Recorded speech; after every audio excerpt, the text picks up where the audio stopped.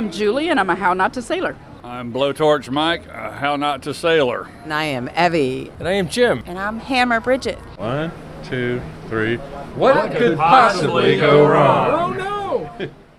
Ahoy there, this is Bradford, and you know I'm a How Not to Sailor. Just a little salute there from our completely ad hoc Patreon meetup in St. Pete. And just a note here, if you're one of the folks who may be trying unsuccessfully to get into the How Not to Sail private Facebook group, I have some information at the end of today's episode that I think you'll find useful. But meanwhile, let's consider for this episode, and bringing back a classic segment from the beginning of Chapter 3 in my book, How Not to Sail, a bit of How Not to Sail 101. Who needs an engine? Hey, my Tessier didn't have an engine. Why should I? Just think how impressive it'll be when I sail into the marina slip. Plus, I can save all kinds of money on fuel and maintenance. Yeah. As it turns out, you kind of need an engine these days. For one thing, entering and leaving your marina slip under sail is ill-advised and frowned upon most places. JC Sells, you can't do that. That is not allowed. You can't do that. And then there's those times when the wind isn't favorable and you're on a schedule. It actually is really nice to have a dependable engine to get us from the Keys up to the mainland when there's not much wind. Which brings me to where we are now. In the last episode, I returned to the boat after almost 4 months and found that it was, how shall we say, a show. Man, that is not a cleanup. My boat was now repaired and fully insured, but super dirty inside. Yeah, he left it a wreck. And I had the Admiral and our friend Jay coming down to theoretically go cruising. And then Monday we would need to cruise down to Sarasota or Bradenton. And then I was cautiously optimistic that I'd be able to clean up the boat, fix the toilet, and be ready for my crew to arrive, until I checked on the engine. We got no engine cooling at the moment. Good thing I decided to crank the engine before the crew starts to drive down here for 8 hours. Yeah, no water going through the engine means no engine cooling, which means no running the engine. And even though it is a sailboat, I usually don't enter or leave a marina under sail. JC Sells, how about going around, Captain? How about going around? But surely I can find a solution to this engine cooling issue and save our crews, right? Ow, ow, ow, ow. What could possibly go wrong? How Not to Sail, sponsored by our awesome Patreon crew and by Captain Bob Bitchin and BobBitchin.com. And of course by the book How Not to Sail, which, like everything else How Not to Sail, you can get at HowNotToSail.com. Just say your name, and I've been sailing for X number of years. Jay Elmore from Atlanta, and I've been sailing for about 50 years. Our friend Jay is not just the only person to take me and the Admiral on a bareboat charter. He's also the wise fellow who passed on buying the very vessel I'm currently trying to clean up for his arrival. Of course, I'm glad Jay passed up on buying this boat, because I've had a decade of sometimes funny, often stupid, and occasionally scary adventures. But right now, I'm in more of a non-adventurous, engine-fixing kind of predicament. You called me and said, I'm working on the engine. The cooling water's not coming through it. So I suggested to Jay and the Admiral that they should maybe just come on down, since at the least we had a floating crash pad. So I drove down to get here, and sure enough, that had not been resolved. I did not succeed in getting the cooling water running through the engine prior to Jay and the Admiral's arrival, but I did make strong resolutions to get the place cleaned up. Yep, strong resolutions.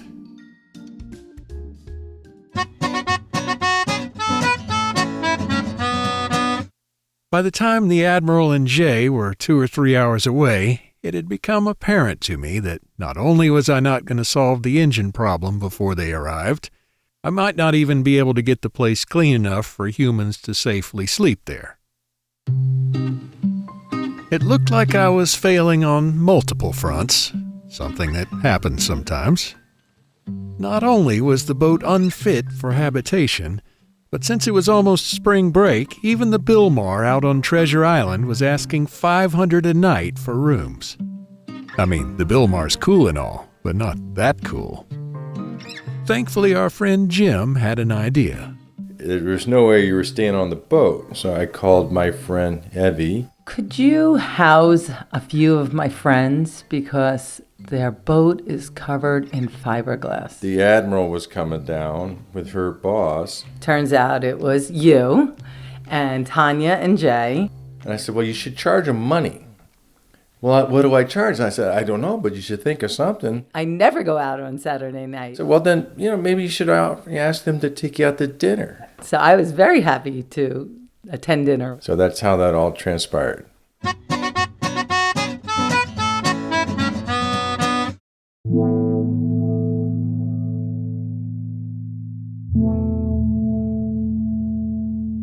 Thanks to the kindness of a stranger, we solved our lodging problem Saturday night, and Sunday we started making some progress. On the cleaning, at least. I just painted the engine recently. I cleaned and painted, but now it's already getting a little rusty. But I was starting to have a bad feeling about the engine. Yeah, that would normally come off the back of the manifold. It goes up and then back into the elbow with the water. I just took that off to do this flush. I'd narrowed down the blockage in the engine cooling to the manifold, which, as I understood it, was basically a chamber on top of the engine. Yeah. I'd jury-rigged a little setup to flush just that part with water, but it wasn't having any of it. There's the manifold. Yeah. There's the thermostat housing. I thought maybe I could get Blowtorch Mike to soak the manifold in muriatic acid or something, if I could just remove it. Hey, Bradford. Hey, what's shaking? But the prospect of me removing the manifold was pretty daunting. I've just come to my limit on mechanical aptitude. I think taking the manifold out is where I stop. And then Jim pointed out something even more ominous.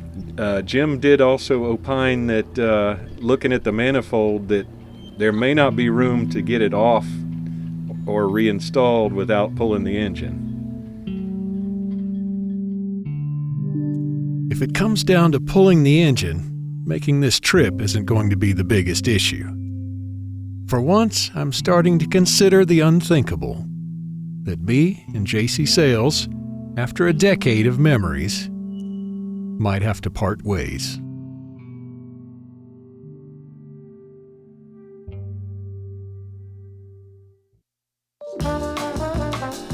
Wow, that doesn't sound good at all, does it? Well, while my situation seems to be taking on water, this is as good a time as any to remind you that you can help keep How Not to Sail afloat for as little as $3 a month. Just go to hownottosail.com/Patreon. But as you know, you can find everything How Not to Sail at hownottosail.com. If you're looking for other ways to help spread the gospel of How Not to Sail, just go to hownottosail.com/help. There's a bunch of things there that won't cost you a penny and will help spread the word. Thank you for telling your friends to go visit hownottosail.com, for leaving nice reviews on Apple Podcasts and wherever else you can review the podcast, and for the book. Now let's get back to this whole engine problem.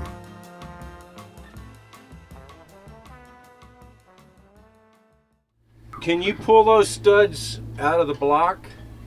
I don't know. With Blowtorch Mike on the phone and Jim and I staring at the engine, we've got a bit of a sinking feeling. So it's like if you can't get those studs out, I don't think you're going to get that thing off. No, you're probably right. If the manifold's somehow corroded shut and we can't get it off without pulling the engine, I'm well and truly f***ed. I don't know if you could get some muriatic down in there and try to flush that in place. Well, that's the best option, but the problem is in place you'd be getting it all over your bilge. Yeah. But there's one thing I need to try before throwing in the towel. Now, if you take that mixing elbow off, there's a plate there with 4 bolts. Right. I think you might be able to rod that out a little bit. Oh, okay. What Mike's suggesting is that I stick the upper part of my body into the engine compartment from the quarter berth. Okay. And unbolt this plate from the back side of the engine in hopes I might find something there that I can clean out. Is that too far to reach? Oh, it's just a little far, isn't it? Now I've got Jay standing in front of the engine with the flashlight in the cabin while I'm doing some boat gymnastics through the quarter berth. So let me grab the ratchet, and make sure that fitting is not blocked. I start loosening the bolts on the plate where the exhaust elbow is attached. One more. And... Huh. Well, that is funky. I think I may see the other end of the manifold, so what the hell? It turns out I'm looking at a pretty clean-looking chamber with no sign of blockage. And I realize the part the water goes through is, of course, a smaller, hidden chamber above it. I assume there's a passage for the water above that shelf. And all we can really do is poke a screwdriver into the 2 holes on top that we can get to, and hope maybe we loosened up some gunk. Interesting. There might have been some blockage, right? Anything loose? No, it looks like I got something interesting on there. Yeah, no kidding. We get a little bit of black stuff on the tip of the screwdriver when we stick it into the top of the manifold, but nothing that seems like it could have blocked off all the water. Maybe we got something loose. Man, if we're able to declare victory, that would be... Unlikely is the word you're looking for. Oh, it's black under there anyway. My bad. Still, I choose to be optimistic. Okay, I'm going to get pictures, put the plate back on, and try and flush it. So it's time to crawl back into the quarter berth. Ow, ow, ow, ow. Can we come up just a hair? And with Jay's help, put the plate back on the back of the engine. Yeah, it's in there. Okay. Woohoo! Then after reconnecting my little flushing hose back to the back top of the manifold, it's time to see if anything happens. Okay, you got that open there. You expect it to come out there? Yeah, or this hose. There we are. Yeah, baby. Success. Yeehaw! A lot of junk in there. Yeehaw! Okay. I think we fixed the clog. Hey. Hot damn. What's that saying about a room full of monkeys with typewriters eventually coming up with a novel? What's a little fresh water on the alternator? Sometimes I'm that room full of monkeys. Well, I assume it's better than salt water on the alternator. And the good news is, you can be that room full of monkeys too, if just a minimum of persistence.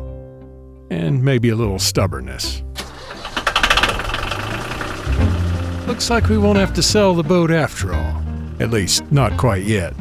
And there's almost nothing better to my ears than the sound of cooling water coming out the exhaust. So even though it's too late to get to Sarasota today, I feel confident that Jay and I can get the boat down there tomorrow, while the Admiral is working. I feel like everything should be smooth sailing from here.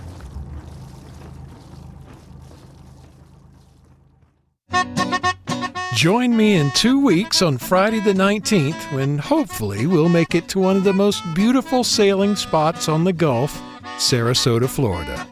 And hey, be sure and tell a friend. Thanks as always to our awesome Patreon crew, like our friend Mark. Hope to see you at the undisclosed location soon. And don't forget you can find the Patreon crew sign up and all things How Not to Sail at hownottasail.com. Okay, just a quick note about the Facebook group like I mentioned at the beginning. I can tell you that we actually have 300 applicants who are still waiting in the queue because of one simple problem. In order to join the private Facebook group for How Not to Sail, you must answer the entry questions, otherwise nothing will happen. So if you're not on there and you thought you should be, just email me at bradford@hownottosail.com and I'll try and make sure I get you squared away. Meanwhile, don't let your manifold get clogged, and I'll see you in 2 weeks on How Not to Sail. Screwing up is part of cruising. Let me show you how.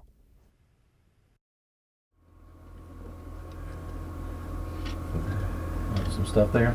I think there might be. Huh.